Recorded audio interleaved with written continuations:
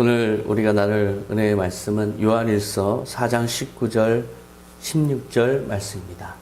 요한일서 4장 19절 16절 말씀 다 같이 봉독하시겠습니다. 우리가 사랑함은 그가 먼저 우리를 사랑하셨습니다. 하나님이 우리를 사랑하시는 사랑을 우리가 알고 믿었노니 하나님은 사랑이시라. 사랑 안에 거하는 자는 하나님 안에 거하고 하나님도 그의 안에 거하시느니라. 아멘. 오늘 우리 나눌 말씀의 제목은 공감하시는 주님이라는 제목으로 말씀을 전하겠습니다. 오늘 본문을 보니까 하나님께서 먼저 우리를 사랑하심으로써 우리가 하나님을 알게 됐고 하나님을 믿게 됐다, 그렇게 말씀하고 계세요. 그래서 하나님이 먼저 우리를 찾아오셨고 우리에게 먼저 공감을 보이셨기 때문에 우리가 하나님을 알게 됐고 믿게 됐고 하나님 안에 거하는 구속된 하나님께 구원받은 삶을 그렇게 살게 되었다는 그런 은혜의 말씀이에요. 우리가 예수님을 믿고 하나님을 알고 믿게 된 것은 우리의 옳은 행동이나 우리의 좋은 종교적인 어떤 선행을 통해서 얻게 된 것이 아니에요. 하나님께서 먼저 우리를 공감하셔서 오셔서 자신을 보여주셨고 그리고 먼저 구원의 손길을 베푸셨기 때문에 우리가 그것을 알고 믿게 된 것이죠. 바로 그런 공감의 주님을 아주 잘 전하는 그런 오늘 말씀이에요. 어제는 2016년 4월 16일, 어제는 2년 전에 세월호 사건이 벌어진 지 2주년이 되는 그런 날이었어요. 2년 전에 벌써 기억이 가물가물하지만 그 사건 속에서 기억이 남는 한 사람이 여전히 제 마음을 아주 감동스럽게 어제도 또한 기억을 떠올려 줬어요. 그 한 사람은 바로 13명의 학생들을 구출하고 자신은 수장되어 버린 그 22살의 여승무원 박지영 씨에 대한 이야기예요. 아이들이 방송에서는 가만히 있어라, 움직이지 말아라, 계속 방송이 나오지만 그 여승무원이 생각할 때는 그랬다가는 아이들이 다 침몰하는 배와 함께 수장될 거라고 생각이 들었어요. 그 여승무원은 그래서 자기의 옷까지 벗어주면서 자기의 조끼까지 벗어주면서 빨리 탈출해라, 빨리 너희들 배에서 탈출해서 나가라, 그렇게 안내를 했고 그렇게 해서 13명의 아이들은 생명을 얻었어요. 그리고 자신은 이제 미처 나오지 못했죠. 학생들이 우리 여승무원님은 어떻게 하시려고 저희들에게 조끼를 벗어주십니까? 그랬더니 그 여승무원은 너희들이 다 나가고 나서 그리고 나서 내가 나가겠다. 그러니까 나 걱정하지 말고 먼저 가라. 그 여승무원의 마음속에서는 자기 생명에 대한 소중함, 자기 생명도 소중하다는 생각이 없었을 리가 없죠. 하지만 자기 생명 소중한 만큼이나 그 아이들의 생명이 소중하다는 것, 그것에 공감했기 때문에 그런 의로운 행동을 했던 거예요. 반면에 이준석 선장을 보세요. 아이들에게 그렇게 방송을 해놓고 자기는 속옷바람으로 탈출하고 선원들과 따로 선원들만 아는 길을 따라서 이동해서 자신들만 탈출해서 안전지대에 와서 병원에 왔을 때 오히려 젖은 돈을 말리고 있는 그 모습 속에서 과연 아이들의 생명이 지금 죽어가고 있는데 과연 그런 공감이 있을까? 그런 자기 생명 소중한 것만 알지 과연 그런 공감이 있을까? 그거에 대해서 좀 참으로 의구심이 들고 정말 마음에 너무나 탄식이 일어났던 그런 경험이 있어요. 그런 기억이 있어요. 바로 그렇게 다른 사람의 생명을 소중하게 생각하는 그런 공감의 마음이 있는 사람과 함께 했던 그 아이들은 지금 대학생이 돼서 그때를 되돌아 생각해 보면 그분이 계셨기 때문에 참으로 다행이었다. 그분이 있었으니까 우리가 지금 이렇게 대학도 가고 새로운 삶도 얻게 되지 않았을까. 정말 그분이 우리의 생명을 살리셨구나. 그렇게 공감할 수 있는 사람이 있을 때, 공감할 줄 아는 사람이 있을 때 바로 그것이 축복이고 바로 생명이라는 걸 그들은 지금 절감하고 있을 거예요. 반면에 그 생명이 자기의 생명만 소중하고 다른 사람의 생명에 대해서 공감하지 못했던 그 선장에 의해서 오히려 300명이나 되는 사람들이 지금 죽음을 맞이했던 이런 걸 볼 때 공감할 줄 모르는 사람과 함께 있다는 건 참으로 재앙일 수 있겠구나. 그것을 오히려 깨닫게 되죠. 얼마 전에 SBS 스페셜의 다큐에서 하얀 블랙홀이라는 다큐가 있었어요.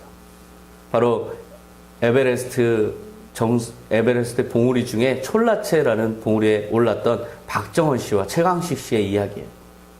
그들이 하산하다가 최강식 씨가 크레바스에 빠지고 말았어요. 그들은 줄 하나로 연결해서 간신히 지금 최강식 씨를 붙잡고 있는 상황이었어요. 박정원 씨는 자칫하면 힘이 빠지면 같이 떨어질 수도 있어요. 아니면 줄을 놔버리면 자기는 살 수 있는 그런 상황이에요. 하지만 그 최강식 씨가 쓴 책에 보면 제목이 이거예요. 우리는 끝내 서로를 놓지 않았다. 끝까지 박정원 씨는 끝까지 붙잡고 결국은 계속해서 사투를 벌여서 결국은 최강식 씨를 크레바스에서 끌어올리고 둘이 함께 부둥켜 안고 그렇게 기뻐하면서 결국 그들이 서로를 놓지 않는 그 깊은 공감이 그들을 살렸다는 것. 모두가 다 그것 때문에 살았다는 것을 그렇게 경험담을 이야기하는 걸 봤어요. 만약에 그 크레바스에 빠져있는 사람이 저쪽에서 줄을 잡고 있는 그 입장에서 저쪽에서 줄을 잡고 있는 사람이 만약에 세월호 선장 같은 사람이었다. 그러면 어떻게 됐을까요? 그 운명은 아마 죽음으로 결말 짓고 말았을 거예요. 그렇게 공감할 수 있는 자가 함께 있었을 때 비로소 생명을 얻는 것이고 그것이 정말 우리에겐 다행인 일이고 축복된 일이고 만약에 공감할 수 없는 자, 공감할 줄 모르는 자와 함께 있다면 그것은 재앙이라는 것. 그것을 여러 가지 사건들을 통해서 우리가 알 수 있어요. 맹자는 불쌍히 여길 줄 아는 마음이 있어야 비로소 사람이다. 그렇게 또 부끄러워할 줄 아는 마음이 있어야 사람이다. 이렇게 이야기한 걸 봤어요. 우리가 서로 불쌍히 여기고 공감할 줄 아는 마음이 있을 때 그 공동체는 축복된 공동체고 서로가 서로에게 다행인 공동체고 서로 생명을 공유하는 공동체지만 만약에 공감할 줄 모르는 사람들로 넘쳐난다. 그것은 재앙이라는 거죠. 우리 한국 사회는 지금 점점 공감할 줄 모르는 사람들이 많아지고 있어요. 너무나 비극적인 그런 이야기들이 지금 뉴스를 통해서 매일 나오고 있어요.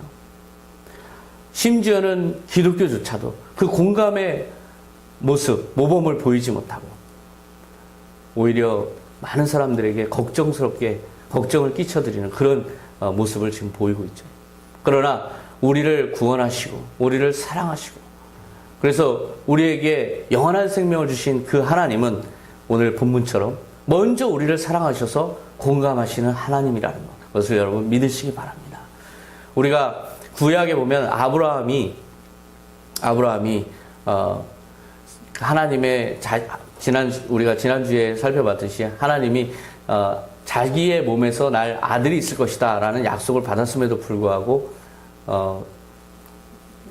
곧바로 그 약속이 실현되지 않게 되자 이제 사라가 자기 하녀인 이집트 여종인 하갈에게 아브라함이여 들어가셔서 아들을 낳으면 어떻습니까? 그래서 이스마엘이 출생하는 그 예화가 있어요. 지난주에도 우리가 살펴봤죠. 그렇게 해서 출생한 이스마엘은 아브라함이 그 불신앙으로 결국 낳은 아들이에요. 첩을 통해서 낳은 아들이에요. 그런데 얼마 후에 하나님은 신실한 약속을 지켜서 사라를 통해서 진짜 자기의 친아들을 낳게 했어요. 그게 이삭이죠. 그렇게 얼마 지나서 사라의 눈에 그 첩에서 난 아이가 고와 보일 리가 없죠.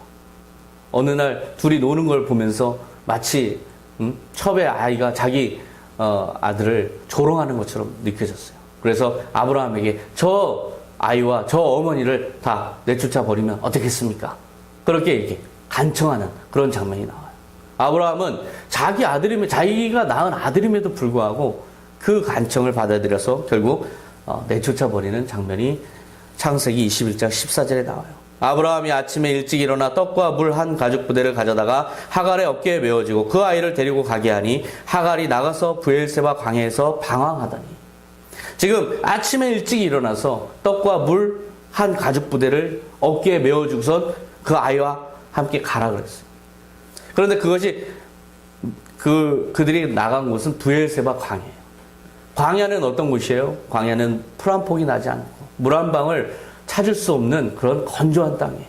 그곳에 어린 아이와 엄마가 둘이 그저 떡 조금 물 한 가죽부대 가지고 나갔다면 이것은 사실상 그 죽는 거나 마찬가지예요. 그럼에도 불구하고 내쫓았다는 것은 아브라함의 마음에서 이들을 죽인 거나 마찬가지죠. 사실상 마음에서 지워버린 거예요. 그들은 이제 광야를 헤매다가 가죽부대에 물이 떨어진지라 그 자식을 관목덤불 아래에 두고 이르되 아이가 죽는 것을 참아보지 못하겠다 하고 화살 한바탕 거리 떨어져 마주 앉아 바라보며 소리내어 오니 하갈은 너무나 어려운 지경에 처하고 말았어요. 물도 없는 곳에서 이제 떡도 떨어지고 아이는 이제 굶어 죽어가고 그런 모습을 차마 볼 수가 없어서 관목덤불 아래에 아이를 눕혀놓고 멀리서 그 아이를 바라보면서 통곡하고 있어요. 사실상 그 통곡의 마음은 아브라함의 마음이어야 맞는 것이죠. 하지만 친아버지인 아브라함은 나타나지 않아요. 그곳은 아무도 없는 곳이에요. 버려진 땅이에요. 그들은 완전히 절망 가운데 처하고 말았어요. 아브라함이 공감할 줄 모르는 그 마음 때문에 그들은 재앙을 만난 거예요. 하지만 그곳에 아무도 없는 그곳에 하나님은 여전히 그들과 함께 계셨어요. 그래서 하나님께서 들으시고 하나님께서 그들의 울음에 반응하셨어요. 17절에 보면 하나님이 그 어린아이의 소리를 들으셨으므로 하나님의 사자가 하늘에서부터 하갈을 불러 이르시되 하갈아 무슨 일이냐 두려워하지 말라 하나님이 저기 있는 아이의 소리를 들으셨나니 일어나 아이를 일으켜 내 손으로 붙들라. 하나님께서 그 사람들에게 하갈과 아이에게 나타나셨어요. 그리고선 그 울음소리를 들었다. 근데 하갈의 통곡하는 소리를 들은 것이 아니고 하나님께서 말씀하시는 것은 지금 아이의 작은 힘없이 그저 작은 신음처럼 내뱉는 그 소리를 들으셨다고 오늘 말씀하세요. 그렇게 불행한 처지의 사람, 불행한 처지에 혼자 아파하는 사람을 하나님은 외면하지 않았어요. 그저 나는 골방에서 나 혼자 끙끙 앓는 것 같지만 하나님께서 바로 그 작은 신음소리 하나까지도 들으시고 개입하시는 모습을 볼 수가 있어요. 하나님이 하갈의 눈을 밝히셨으므로 샘물을 보고 가서 가죽부대에 물을 채워다가 그 아이에게 마시게 하였더라. 하나님이 그 광야에서 그 아이를 위해서 샘물을 터뜨리셨어요. 그 샘물로 그 아이가 먹고 힘을 얻고 그리고 이후 성경에 보면 이스마엘이 광야에서 자라는 동안 하나님께서 그를 돌봤다 이렇게 말씀하고 계세요. 하나님께서 그 아이와 어머니를 돌봐서 결국 큰 민족이 되도록 그렇게 돌보셨어요. 아브라함은 내쳤지만 하나님께서 거두시고 하나님께서 돌보신 그 하나님은 광야에서 작은 신음소리 하나에도 반응하시는 그런 하나님이세요. 바로 공감하시는 하나님이라는 거죠. 그들에게는 하갈과 이스마엘에게는 그 하나님이 계셨으니 얼마나 다행이에요. 정말 아무도 오지 않는 그 땅에서 죽을 뻔했지만 그 공감하신 하나님이 거기까지도 함께 계셨기 때문에 그들은 축복을 받았고 그들은 생명을 얻었어요. 바로 이 하나님을 우리가 믿고 있는 거예요. 우리가 믿는 하나님이 바로 이 하나님이에요. 우리의 작은 신음소리 하나도 외면하지 않는 하나님을 우리는 믿고 있어요. 그렇기 때문에 우리에게 참으로 다행인 것이고 그렇기 때문에 우리에게 축복인 것이라는 것, 그 사실을 여러분 깨달으시기 바랍니다. 그 하나님의 사랑하는 아들인 예수님도 바로 그렇게 인류를 불쌍히 여기시고 공감하셨기 때문에 이 땅에 오셨어요. 그럼에도 불구하고 이 땅에 오셔서 그저 사역만 감당하셨으면 그저 인류의 죄를 용서하시는 십자가 사명만 감당하셨어도 되실 분인데 사람들의 운명, 사람들이 불쌍히 살아가는 그 모습들에도 항상 공감하시면서 공감의 사역을 펼치셨어요. 마태복음 9장 36절에 보면 예수께서 무리를 보시고 그들을 불쌍히 여기셨다. 그들은 마치 목자 없는 양과 같이 고생에 지쳐서 기운이 빠져 있었기 때문이다. 예수님은 백성들을 보니까 그 마음에 불쌍한 마음이 들었어요. 예수님의 여러 가지 활동들 중에서 대부분 불쌍히 여기셨다라는 표현이 많이 나와요. 그렇게 불쌍히 여기실 줄 아시는 분이었다는 거예요. 그분이 보셨을 때 많은 사람들이 목자 없는 양과 같이 그렇게 지쳐서 고생하는 모습, 그 모습이 그 예수님의 눈에 들어왔어요. 목자 없는 양은 어때요? 양은 눈이 어둡기 때문에 목자가 없으면 이 양은 한없이 헤매게 돼 있어요. 한없이 헤매다가 가시덤불에 걸려서 혼자 고통받다가 굶어 죽는 게 비일비재했던 게 바로 양이에요. 그런데 그 목자 없는 양과 같이 보였다는 거예요. 예수님 눈에는. 그런데 과연 그들에게 목자가 없었을까요? 그때 당시에 많은 종교 지도자들이 있었어요. 바리새인들만 해도 수천 명이고 또한 종교지 서기관들, 율법학자들 많은 사람들이 그들을 올바른 길로 이끈다고 그들을 위해서 군림했던 시절이에요. 그런데 왜 그들은 그렇게 고생하면서 지쳐서 기운이 없었을까요? 그 종교 지도자들이 그 백성들과 공감하기는커녕 율법적으로 그들을 판단하고 정죄하고 그들을 배제하고 외면했기 때문에 그들은 그렇게 고통받았던 것이죠. 즉 목자가 없어서 고통받은 게 아니라 목자가 목자 노릇을 하지 못하고 목자가 양들과 공감하지 못했기 때문에 빚어진 결과였어요.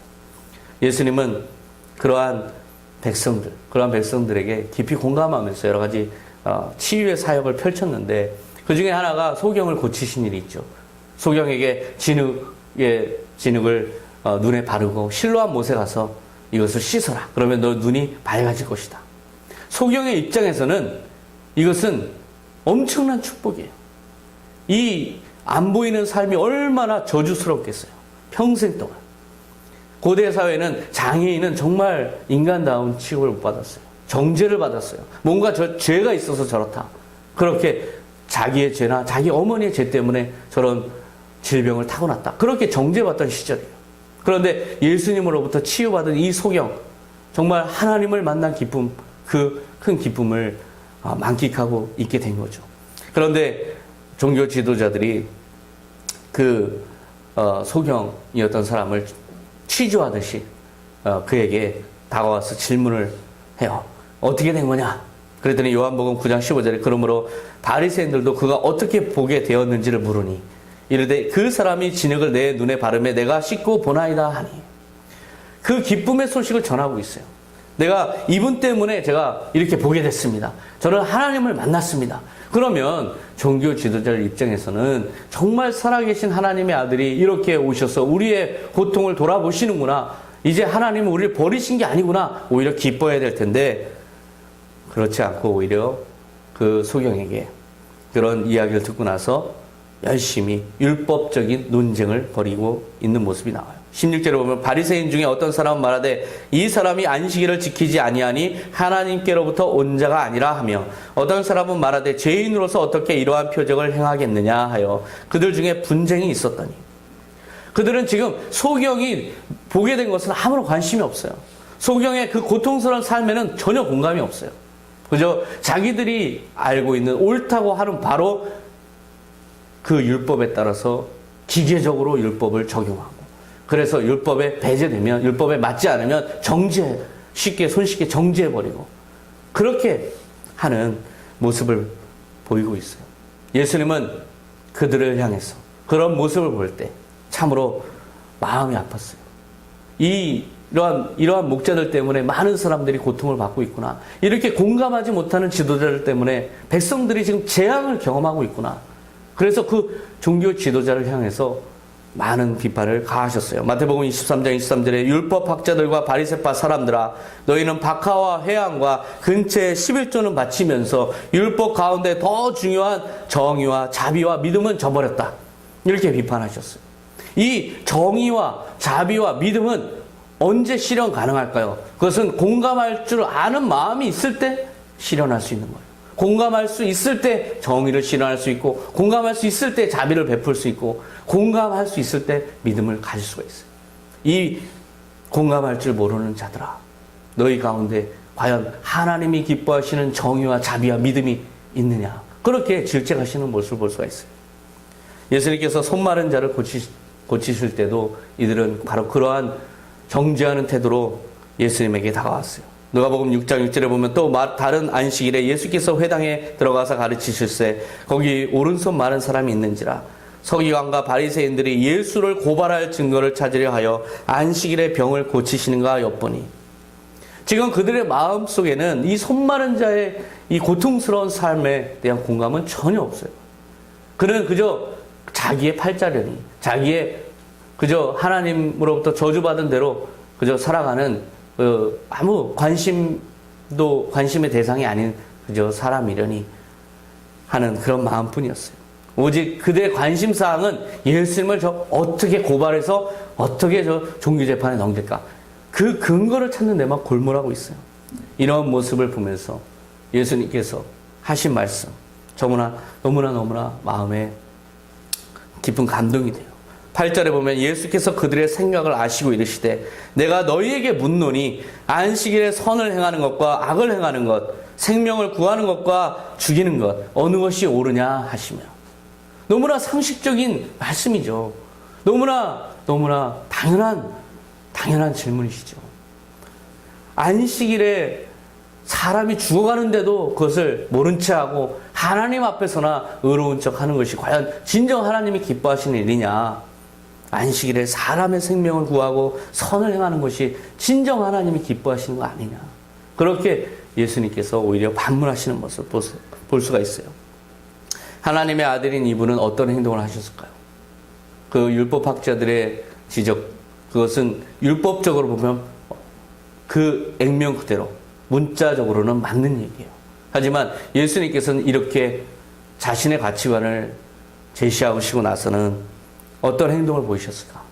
10절에 보면 무리를 둘러보시고 그 사람에게 이르시되 내 손을 내밀라 하시니 그가 그리하매 그 손이 회복된지라. 예수님은 율법에 얽매이시지 않고 공감에 따라서 회복의 사역을 중단 없이 하시는 모습을 볼 수가 있어요. 우리가 여기서부터 예수님의 가치관을 우리가 깨달을 수가 있어요. 무엇보다 가장 중요한 것은 공감이구나. 여기서 가장 중요한 것은 율법적인 정죄와 율법적인 판단이 아니라 무엇보다 그 사람의 악한 처지, 안 좋은 처지에 대해서 공감하고 그에게 도움의 손길을 내미는 것, 이것이 가장 먼저구나. 저는 그것이 예수님의 진정한 가치관이라고 생각해요. 어떤 분이 만약에 누군가를 정말 고통을 겪고 있는 사람을 도와주느라고 예배에 늦었다면 저는 그것이 하나님 기뻐하신 일이라고 생각해요. 그것이 하나님이 참으로 잘했다, 착하고 충성된 종아, 그렇게 칭찬하실 거라고 저는 확신해요. 죽어가는데도 불구하고 어떤 사람이 너무나 힘겨워서 어려움에 처한 걸 볼 때도 불구하고 예배 시간 다 됐네, 못 본 채 하고 간다면 하나님께서 또 다른 누군가를 통해서 그 사람을 돕게 하신 후에 정말 너희가 믿는 것이 무엇이냐 우리에게 질문하지 않을까요? 하나님께서는 그런 가치관이세요. 이사야서 58장 6절에 보면 내가 기뻐하는 금식은 흉악의 결박을 풀어주며 멍에의 줄을 글러주며 압제 당하는 자를 자유하게 하며 모든 멍에를 꺾는 것이 아니겠느냐. 이게 바로 하나님의 진짜 마음이에요. 하나님의 진짜 본심이세요. 율법적으로 하는 금식이 아니라 정말 그 금식에 가기 전에 그 이면에 자기의 종들이 노예로 고통받고 있다면, 자기의 종들이 너무나 힘겨워하고 있다면 그것부터 자유롭게 하고 해결해 주는 것이 진정 하나님이 기뻐하는 일이 아니겠느냐. 하나님께서 직접 말씀하신 그 하나님의 가치관이에요. 또 줄인 자에게 내 양식을 나누어주며 유리하는 빈민을 집에 들이며 헐벗은 자를 보며 입히며 또 내 고륙을 피하여 스스로 숨지 아니하는 것이 아니겠느냐. 내 고륙을 피해서 스스로 숨지 아니하는 것이 아니겠느냐. 아무리 형제가 고통스러워해도 나한테 아쉬운 소리 할까봐 먼저 숨어버린다면 그것이 과연 하나님이 기뻐하시는 일일까? 요즘 우리에게 참으로 부족한 모습이 이 모습이라고 생각해요. 누군가가 나에게 도움의 손길을 내밀까봐 먼저 피하는 우리의 모습, 그 모습을 하나님께서 원하지 않는다는 거예요. 우리가 내가 최선을 다해서 할 수 있는 만큼 최선을 다해서 도와주고, 또한 다른 사람을 통해서라도 뭔가 도울 길이 있는지를 적극적으로 찾아보고 그 사람을 진짜 내일 겪듯이 도와주는 그 모습을 하나님께서 기뻐하신다는 거죠. 이것이 진정한 율법 정신이에요. 주님이 우리에게 주신 율법은 공감의 율법이에요. 서로 사랑하라. 내가 너희를 사랑한 것처럼 너희도 서로 사랑하라. 이것이 바로 진정 율법 정신이라는 것이죠. 예수님께서 인간을 어떻게 공감하셨는가에 대해서 정말 감동스럽게 그 공감의 모습을 살펴볼 수 있는 게 바로 나인성 과부의 아들을 살리신 사건이에요. 누가복음 7장 11절에 보면 예수께서 나인이라는 성으로 가실새 성문에 가까이 이르실 때에 사람들이 한 죽은 자를 메고 나오니 이는 한 어머니의 독자요 그의 어머니는 과부라. 지금 이 상황을 한번 생각해 보세요. 한 성으로 예수님께서 가시는데 그 성에서 상여 행렬이 나와요. 근데 한 어머니가 그 상여가 한 발짝 한 발짝 갈 때마다 마치 죽을 것처럼 그 상여를 붙들고 상여가 못 나가게 가로막고 서서 펑펑 우는 그런 장면이 이 장면이에요. 예수님이 지나가다가 그 상황을 보셨어요. 그저 옛날에는 성 밖으로 상여가 자주 나왔기 때문에 그저 또 한 사람이 죽었나 보다 생각할 수 있겠지만 예수님은 그렇게 지나치지 않으셨어요. 그 상황을 보니 너무나 마음이 아프고 그래서 그 여인에게 다가가서 이제 뭔가 예수님께서 하실 것이 없을까 그렇게 살펴보는 예수님의 모습을 우리가 이 본문을 통해서 확인할 수 있어요. 누가복음 7장 13절에 주께서 과부를 보시고 불쌍히 여기사 울지 말라 하시고 예수님의 마음에 불쌍한 마음이 들었어요. 우리의 딱한 처지를 보고 불쌍히 여기시는 그 예수님의 심정 그 모습을 우리가 여기 이 장면을 통해서도 확인할 수 있어요. 그러고 나서 울지 말라 하시고 이 울지 말라 하는 것은 떼쓰고 우는 아이에게 너 울면 안 해줄 거야 하는 그런 마음이 아니에요. 그런 말투가 아니에요. 너무나 그 슬픔이 공감이 돼서 마치 내일 당하는 것처럼 생각이 들어서 이제 내가 너를 위로하니 이제 내가 너의 마음을 깊이 공감했으니 나는 너가 이 울음을 멈췄으면 좋겠다. 내가 너의 울음을 멈추게 하고 싶구나. 바로 그 마음에서 울지 말라 이런 표현을 하신 거예요. 그 과거의 모습을 보면서 예수님은 어떤 공감을 하셨을까요? 자신이 십자가를 짊어지고 인류의 죄를 위해서 십자가에서 돌아가신 후에 차가운 시신이 내려졌을 때 자기의 아들을 잃은 마리아가 그 시신을 끌어안고 통곡하는 그 장면, 그 장면이 그 어머니의 모습 속에 보이지 않았을까요? 남의 일 같지가 않은 거예요. 자기 어머니가 그렇게 마음 아파할 그 모습을 생각하니 그 아들을 잃은 어머니의 심정이 그대로 마음에 전달되는 거죠. 그래서 불쌍히 여기서 울지 말라. 어머니부터 위로하셨어요. 그리고 나서 누가복음 7장 14절에 보면 예수께서 이르시되 청년아 내가 내게 말하노니 일어나라 하시매 죽었던 자가 일어나 앉고 말도 하거늘 예수께서 그를 어머니에게 주시니 예수님에게 있어서 이 청년을 살려주는 것은 이 어머니에게 엄청난 선물을 주는 거예요. 이 어머니는 지금 자기의 하나밖에 없는 아들을 잃어버렸어요. 그것도 의지할 남편도 없는데 그렇다면 이 아들은 자기의 세상의 전부죠. 세상의 전부를 잃은 여인이에요. 그 여인에게 죽은 아들을 살려서 되돌려 줬다는 것은 새로운 세상을 선물로 준 거예요. 바로 그렇게 예수님은 공감의 사역을 통해서 새로운 생명을까지도 창조하시는 모습을 볼 수가 있어요.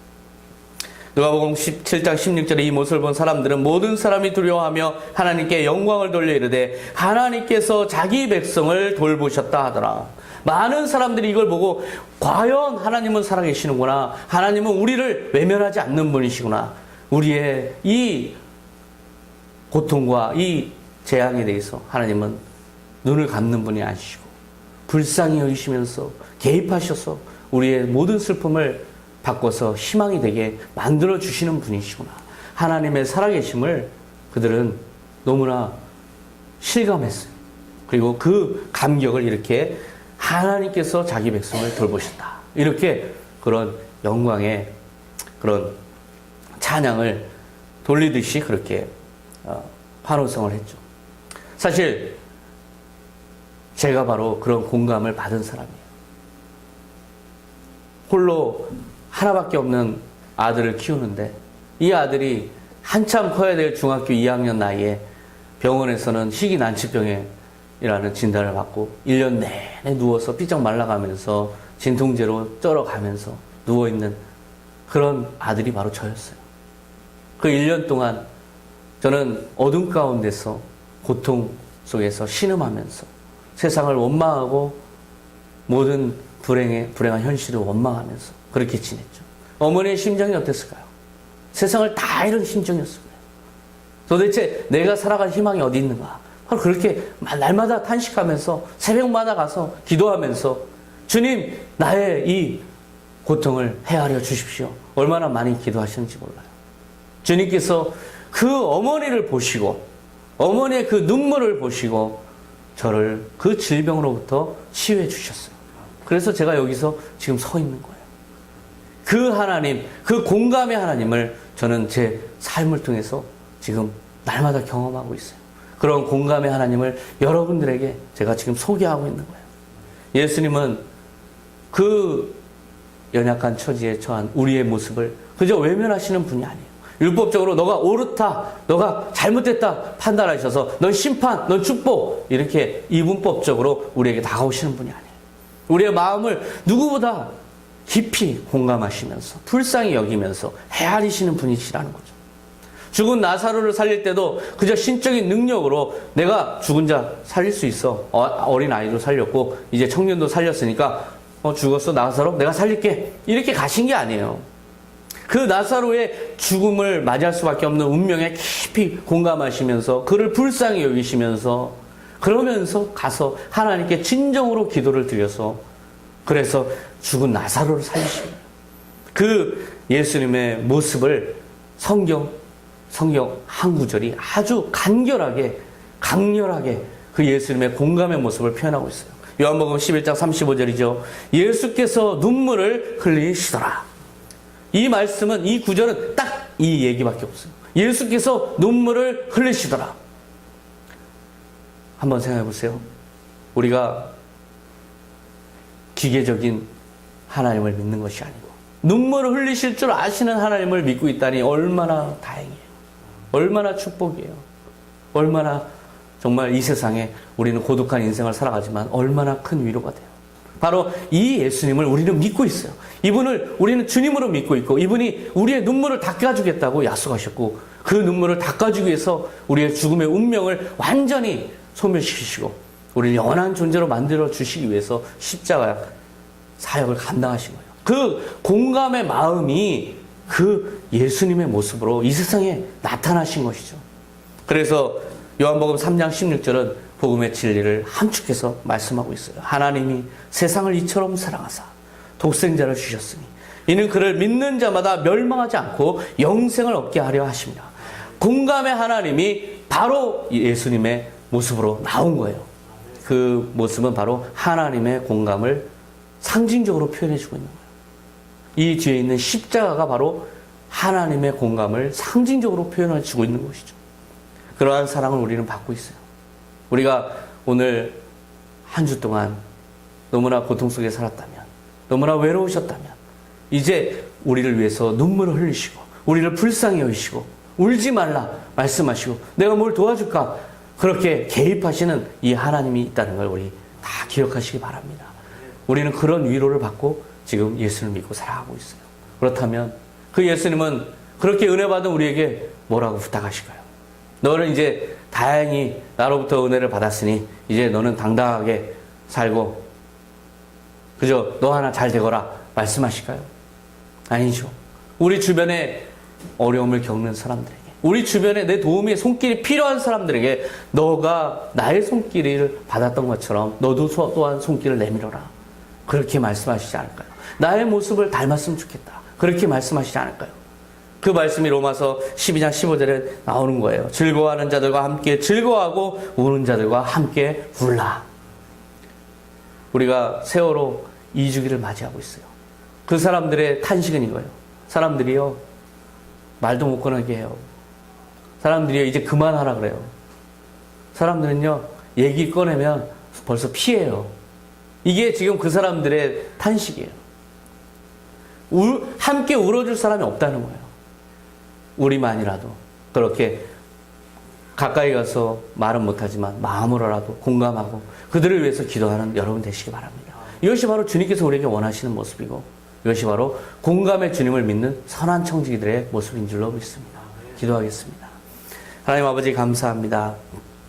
주님, 주변에서 고통 가운데 살아가는 많은 사람들이 있는데 우리는 내 손을 내밀 여유가 없습니다. 우리 마음이 그저 내일 하나만으로도 분주합니다. 그러나 주님께서는 이런 나를 위해서 공감하셔서 십자가를 짊어지시고 나의 모든 허물을 감당하셨습니다. 주님께서 계셨기 때문에 우리가 이렇게 위로를 받고 주님 눈물 흘리시는 주님을 믿기 때문에 우리가 참으로 세상에 큰 친구를 얻었습니다. 주님 이제 우리가 사람들을 향해서 그러한 친구가 되게 하여 주시옵소서. 공감할 줄 아는 모습으로 변화시켜 주시옵소서. 우리 사회가 공감이 넘치는 사회가 되게 하여 주시옵소서.